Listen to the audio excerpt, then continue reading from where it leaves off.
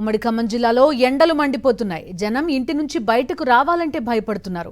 ఇవాళ జిల్లాలో అత్యధికంగా 42 డిగ్రీలు నమోదైంది.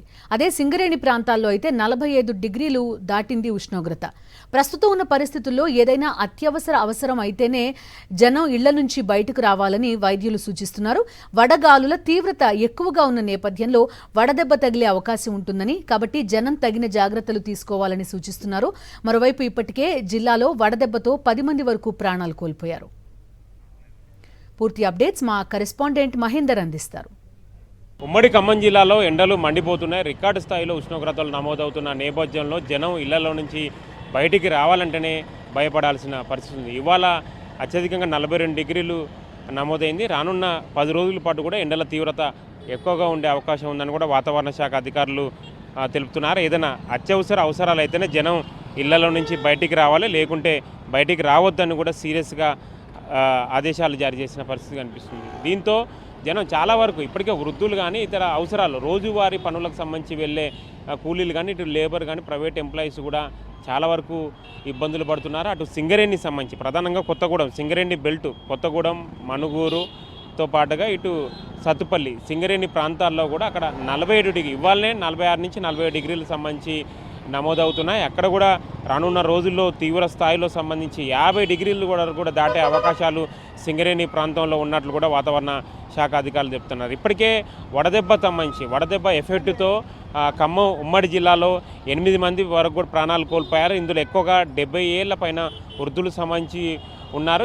వృద్ధులు సంబంధించి ఎక్కువగా ఆ తీవ్రత ఉంది. ఇటు చిన్నపిల్లలు కూడా వడగాలుల తీవ్రతతో కూడా వడదెబ్బ తగిలి తీవ్ర ఆసుపత్రులకు సంబంధించి క్యూ కడుతున్నారు. అటు ప్రభుత్వ ఆసుపత్రుల్లో కూడా ఈ వడదెబ్బ సంబంధించిన కేసెస్ ఎక్కువగా నమోదవుతున్నాయి.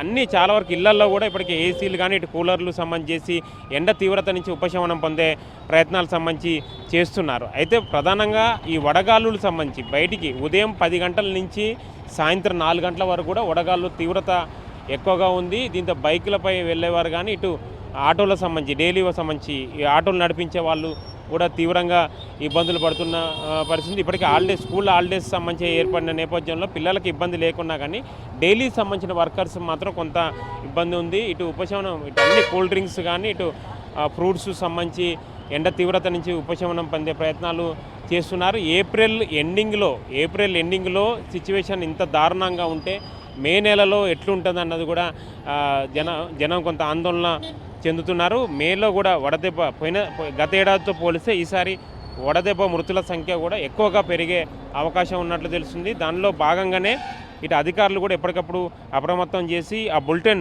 డైలీ వారి ఉష్ణోగ్రతలు ఎంత నమోదవుతున్నాయో ఒక బులెటిన్ సంబంధించి విడుదల చేస్తున్నారు. జనం ఖచ్చితంగా అప్రమత్తం ఉండాలి, ప్రికాషన్స్ సంబంధించి తీసుకోవాలి.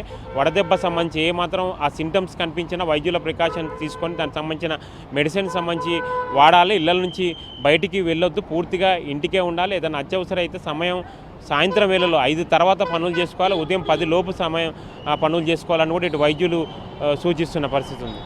కెమెరా పర్సన్ సతీష్తో మహేందర్, సాక్షి టీవీ, ఖమ్మం.